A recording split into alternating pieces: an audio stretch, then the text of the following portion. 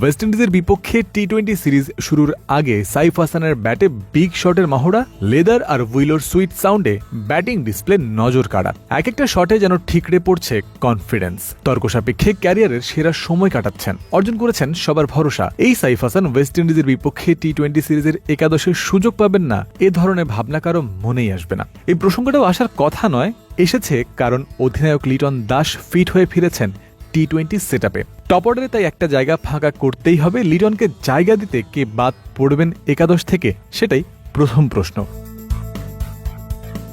তাহলে দ্বিতীয় প্রশ্ন কি?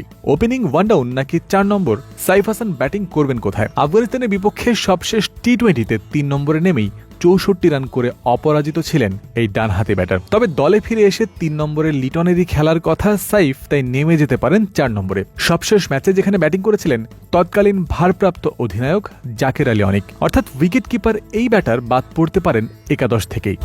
এখন যে কোনো ব্র্যান্ডের পুরাতন এসি বদলে নতুন ওয়ালটন এসিতে উপভোগ করুন 25% ছাড়।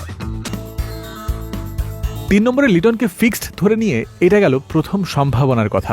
যদি জাকের আলীকে বাদ না দেয় ম্যানেজমেন্ট, সেক্ষেত্রে সাইফের জায়গা হয়ে যাওয়ার কথা ওপেনিং পজিশনে। সবশেষ ম্যাচে ওপেন করা তানজিদ তামিম ও পারভেজ ইমনের জুটিতে বদল আসবে তাতে।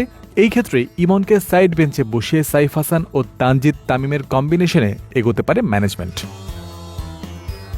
অন্তত একটা বিষয়ে সবার বিশ্বাস আছে, যেখানেই নামানো হোক সাইফ সেখানেই ভালো খেলার সামর্থ্য রাখেন। তার এই গুণটাই আবার দলকে যেন ফেলে দিয়েছে মধুর সমস্যায়। প্রায় সব ব্যাটিং অর্ডারেই নামিয়ে দেওয়ার বিলাসিতা আছে থিঙ্ক ট্যাঙ্কের কাছে। শেষটা কোথায় নামানো হবে সেই ভাবনাতেই মাথা ব্যথার উদয় হয়ে যেতে পারে ফিল সিমন্স, মোহাম্মদ সালাউদ্দিন, লিটন দাসদের।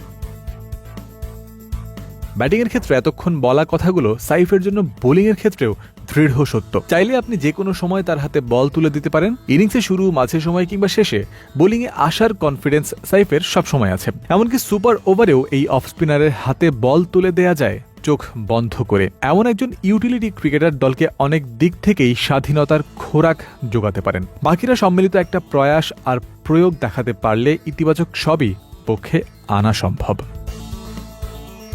জয়ন্ত বিন্দু, ক্রিক ফ্রেন্জি।